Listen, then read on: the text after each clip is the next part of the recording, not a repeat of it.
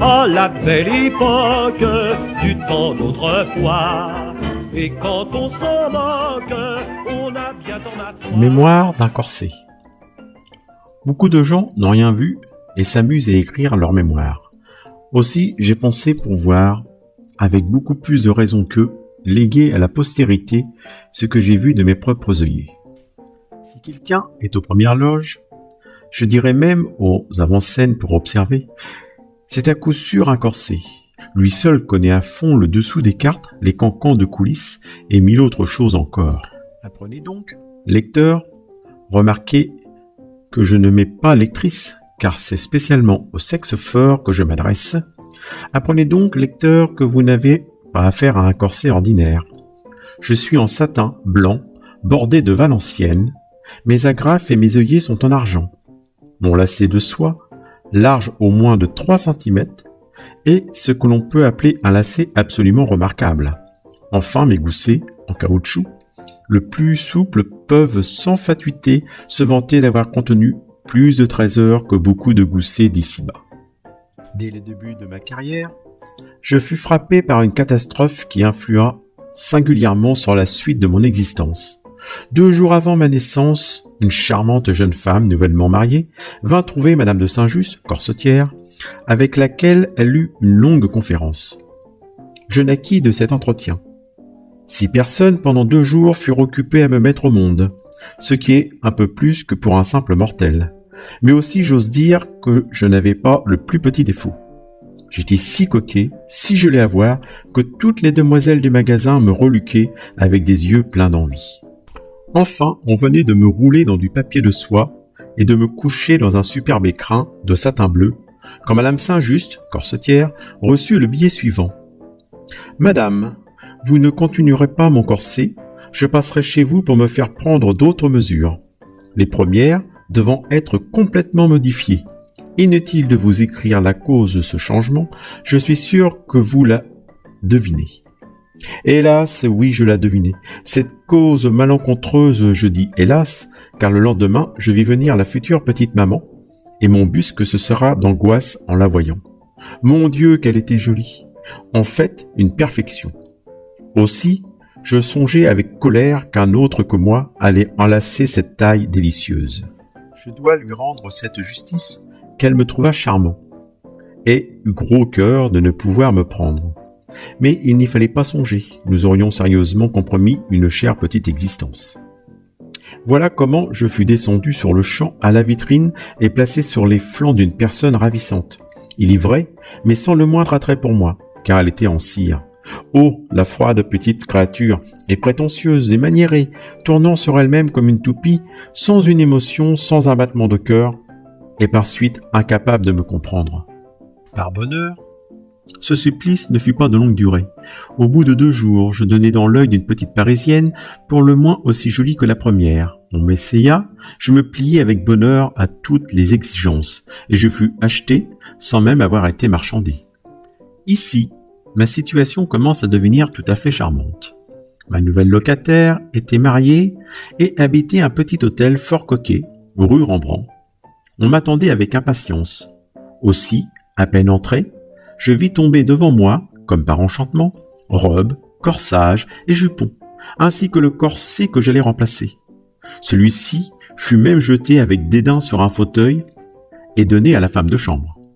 La perspective d'un semblable avenir refroidit un peu mon enthousiasme. C'est égal, mon gousset battait l'impatience. Enfin, elle me prit, et je fus mis en un instant au courant de la situation. Ah, corset, mes amis, puissiez-vous avoir autant de bonheur que moi, c'est la grâce que je vous souhaite. J'étais positivement en bonne fortune. Mes goussets se gonflaient d'orgueil. Ils n'avaient rien à comprimer, rien à relever. Leur seul office était de laisser faire et de regarder. Ce n'étaient plus 2 goussets, mais bien 2 nids tièdes, moelleux, donnant asile à 2 oiseaux de paradis. Ah, corset, mes amis. Par exemple, quelle situation exceptionnelle pour entendre chaque battement de son cœur. Je devins bientôt le confident de toutes ses pensées. Si par hasard elle avait le cœur gros, je m'écartais le plus possible pour alléger sa souffrance. Elle était gaie, rieuse, bien en train. Je lui pressais amoureusement la côte afin que, dans un éclat de rire, sa rate ne lui fît aucun mal. Bref, j'étais le plus attentif et le plus tendre des corsets. Quand vint le soir, j'eus un gros crève-cœur. Je vis qu'on allait se séparer de moi. Ma seule compensation fut qu'on me gardât dans la chambre. Ce fut alors que je vis le mari. Il me parut dédaigneux, car alors qu'elle se montra à lui, il ne me fit pas le plus petit compliment. Mais comme notre esprit est ainsi fait que nous tournons généralement tout à notre avantage, je pris son dédain pour de la jalousie. Je dois avouer que cette première nuit, j'ouvris mes œillets aussi grands que possible et mal m'en pris, car à mon tour je devins furieusement jaloux. Oh, cet homme, il semblait me narguer, et j'entendais de petits rires nerveux qui m'exaspéraient outre mesure. Le lendemain seulement, je repris mes droits, mais en songeant que j'étais destiné à passer toutes mes nuits à côté d'eux, je pris la ferme résolution de ne plus pousser la curiosité aussi loin. Après bien des jours et des nuits uniformes, pendant lesquels le cœur de ma petite locataire battit bien également, je vis un beau soir toute la maison en l'air. La chambre à coucher était devenue un véritable capharnaüm. Toutes les bougies étaient allumées. Ainsi que 2 lampes sur la table à coiffer, ma petite maîtresse allait au bal. Ah, miséricorde, quelle aventure! C'était à ne pas y croire. On eût dit qu'il s'agissait d'une affaire d'État. Tout le monde était de mauvaise humeur. Monsieur n'arrivait pas à faire le nœud de sa cravate blanche. Quant à elle, c'était une lutte acharnée contre des bandeaux rebelles. Mais la grande cérémonie fut en mon honneur. Ah, j'allais en voir de belles. On appela monsieur, la femme de chambre, la nounou et le valet de pied. Et tous 4, avec vigueur égale, se mirent à tirer sur mon lacet, mais à tirer comme un navire qui rompt trop peur, pendant qu'elle se cramponnait des 2 mains à la cheminée. « Allez donc, disait-elle, vous ne tirez pas, vous ne tirez pas !»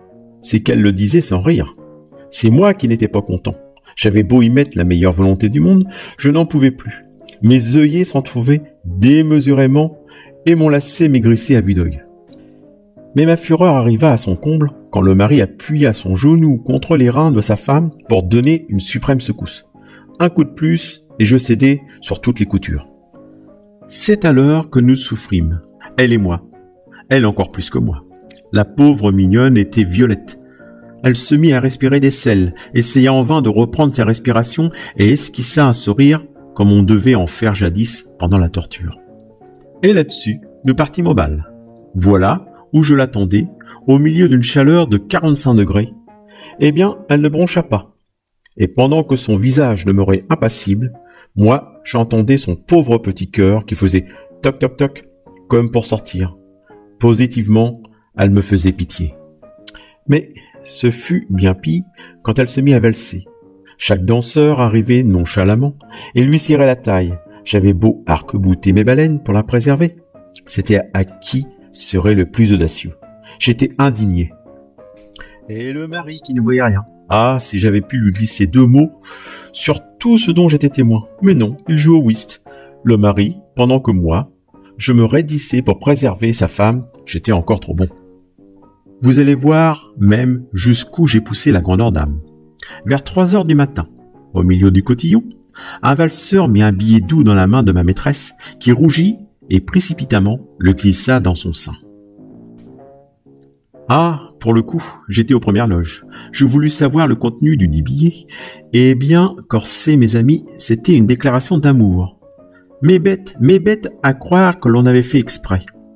Aussi, je me promis bien d'empêcher par tous les moyens possibles la lecture d'une pareille ineptie. À partir de ce moment, le petit cœur ne faisait plus toc-toc. Il avait l'air d'un fou. Je vis le moment où il allait éclater. Alors je pris mon courage à 2 mains. Je fis un effort suprême et je la serrai si vigoureusement de toutes parts qu'elle perdit connaissance, ou à peu près. Car avant de se laisser aller complètement, elle eut la présence d'esprit d'enlever le fameux billet et de l'avaler. Puis elle s'évanouit. On nous emporta tous les 2, et le mari n'a jamais su le service qu'un simple brave cœur de corset lui avait rendu. Rentré à son hôtel, ma petite maîtresse revient à elle. Et je la vis, une fois seule, s'agenouiller à son prie-Dieu et prier avec une ardeur qu'elle n'y avait jamais mise jusqu'ici. En relevant son cœur, battait aussi régulier et aussi calme que celui d'un enfant. Et, depuis ce jour, jamais aucun billet n'est venu me demander l'hospitalité. Depuis ce jour aussi, son caractère est devenu charmant. Elle est toujours gaie, rieuse. Et savez-vous à quoi attribuer cette métamorphose ? À ce qu'elle ne sert plus à 4 chevaux, ce qui me conduit à émettre ce dicton.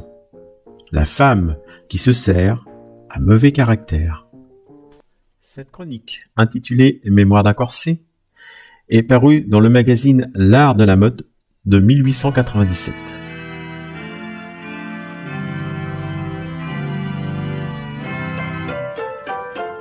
Pourquoi de nos jours montrer tant de scrupules, car c'est ridicule par le temps qui court. Veux m'affirmer que ce n'est pas la mode, moi j'ai la méthode d'être périmé. À la belle époque du temps d'autrefois, et quand on s'en moque, on a bien tant ma foi. On était honnête instinctivement, sans paraître bête, c'était vraiment charmant.